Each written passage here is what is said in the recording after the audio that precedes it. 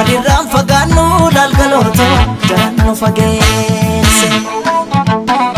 Diiganii gaara sanaa gaara diigamuu malee nu baasan addaan baanee nu addaan ba'uu malee. Sooretti haadha sooree irbaanii rabuusa qabaay seeqanii sesseeqanii kan gargaar nu baata anjaraayin.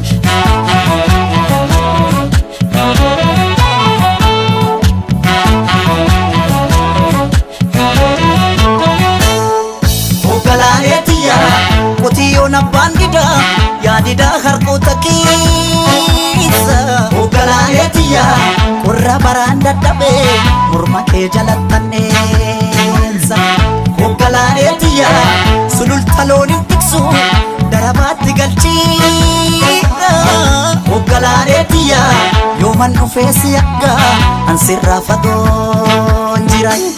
Maalan jira maalan jira yaga laane maalan jira caccabsee na nyaatee jira. Anin jiru yaga laane anin jiru kukkutee na nyaatee jira. Kotee nami ciisanii darbatee yaga laane kotee nami ciisanii darbatee.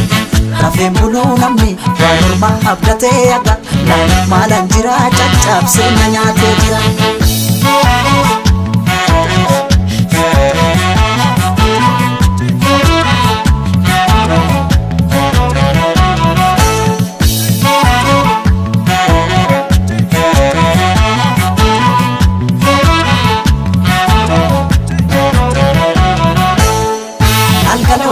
Gullalleen kan tufaa lalgalooto gaara bichuu turii lalgalooto galaan finfinnee maasee lalgalooto sila akka jaalalaa lalgalooto walirraan fagaannu lalgalooto jalaan nu fageesse.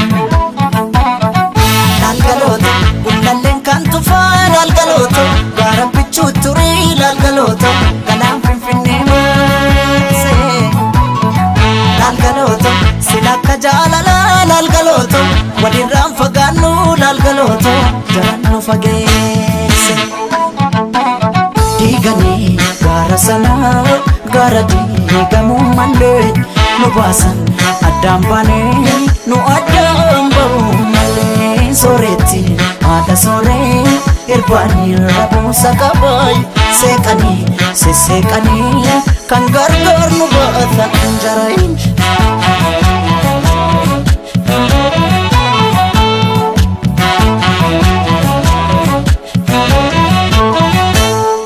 Hoggalaanetiya farda siidaa katanii siidaa dabalee suuri.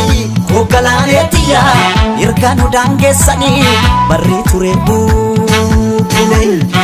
Hoggalaanetiya waddeessi jiraa gubee amboorraa calaqqiisi. Hoggalaanetiya narraa fagaatte jedhee si yaaduun kiyya yoo mafe. Maala nafee aga laane maala nafee caccabsee na nyaatee lafee. Anin jiru yaga laane anin jiru kukkutee na nyaatee ture. Cuwaa jetti simbirroon halkanii yaga laane cuwaa jetti simbirroon halkanii. Nama garaan dhaane uumamuun arganii yaga laane maalan jira caccabsee na nyaatee jira. Maalan jira yaga laane maalan jira caccabsee na nyaatee jira. Anin jiru yaga laane anin jiru kukkutee na nyaatee jira. Kotee nami ciisanii darbatee yaga laane kotee nami ciisanii darbatee. Rafeen buluu namni waa morma abdatee yaga.